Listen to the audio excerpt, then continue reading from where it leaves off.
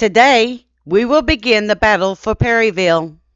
Because there is a lot of information about the individual battles, we will break them apart into separate videos. The first skirmishes to take place was to the west of Chaplin Hill at a place called Peters Hill.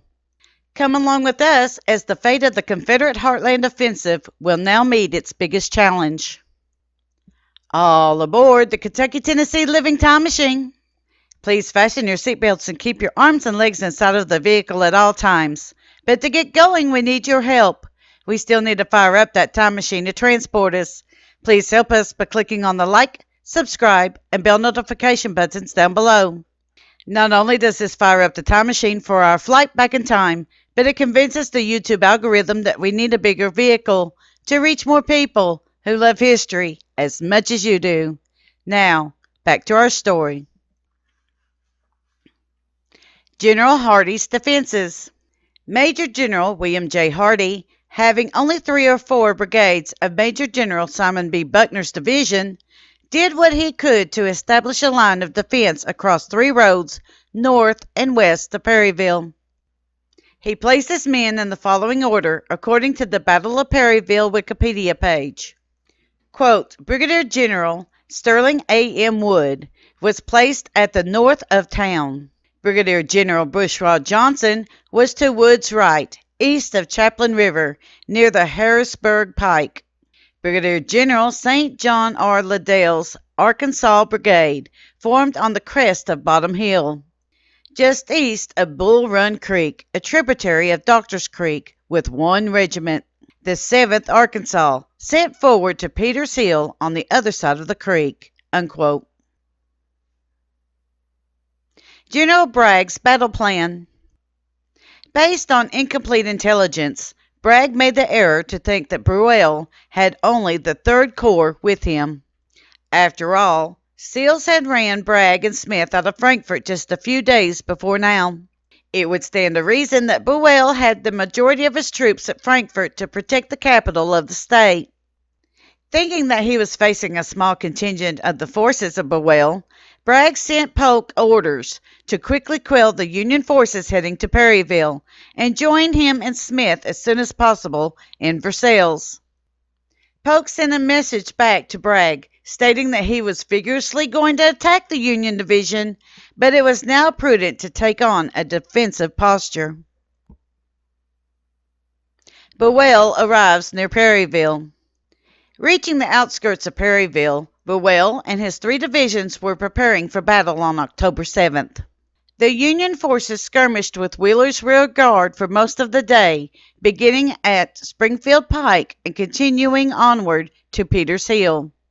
Buell had ridden with the 3rd Corps. When Buell reached the outskirts of the city, he learned that the Confederate infantry had halted their movements and were deploying in readiness for a battle. There were several objectives to Buell's plan of action. The first objective would be to defeat the enemy force that faced off against him. The second objective would be to secure water sources for his men and horses. At first, Buell had ordered all 3 of his corps to move at 3 a.m. toward the Confederate troops and attack at 10 a.m. But there was a problem. The 1st and 2nd Corps were delayed because they had to deviate several miles from their destination to find adequate water sources for their troops. Because of this delay, Buell ordered each of his corps commanders to wait until the 9th of October to deploy, with the express orders not to engage the enemy on October 8th. Buell had to establish his headquarters at Dorsey House, 3 miles west of town, because he had been thrown from his horse and was now unable to ride because of his injuries. Around 3 p.m. on the evening of October 7th, the final Confederate reinforcements for General Hardee began to arrive, with Brigadier General J. Patton Anderson's 4th Brigades, Brigadier General Patrick Claiborne's brigade, and the remainder of General Simon Buckner's division. Around midnight, Major General Benjamin F. Cheatham's division of 3 brigades arrived so quickly that they left their baggage train behind. His 4th Division, under the command of Brigadier General Preston Smith, received orders to return his troops to Harrodsburg. The first battle for Peters Hill. In the early morning hours of October 8th, the Union 10th Indiana had advanced up the pike searching for water. They were able to find an algae-covered pool of water at Doctor's Creek, which was quickly becoming a dry creek bed.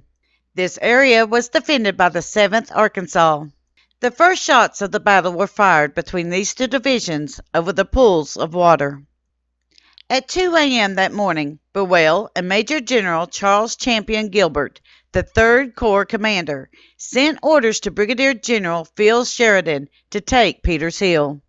Sheridan took Colonel Daniel McCook, who was the younger brother of Major General Alexander M. McCook, the 1st Corps commander, and his brigade with him on this mission.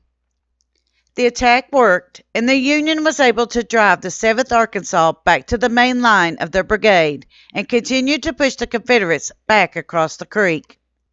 Brigadier General St. John R. Liddell's 7th Arkansas Brigade could not stop the horde of thirsty Union men from advancing.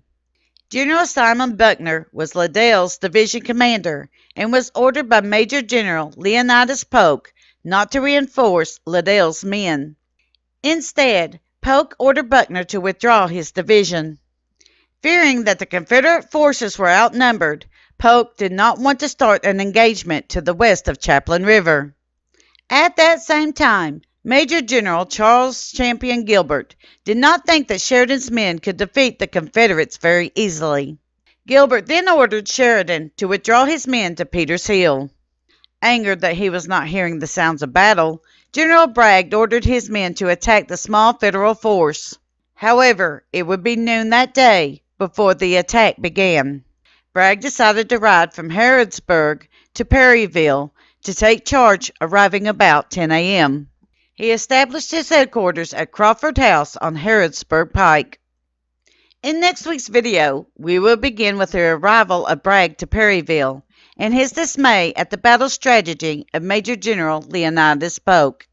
Then we will continue with the attack of Major General Alexander M. McCook and the 1st Corps by the Confederates. Thank you. Kentucky Tennessee Living would like to thank you for watching our video series on the Appalachian Civil War battles. Don't forget to hit that like button, as the more likes we receive, the more likely YouTube is to suggest our videos to other viewers. Also, to receive notice when we upload a new video, be sure to subscribe and click the bell notification button.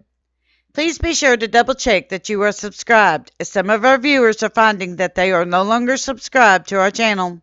We thank you for continuing to support Kentucky Tennessee Living as we are discovering the mysteries in Appalachian history.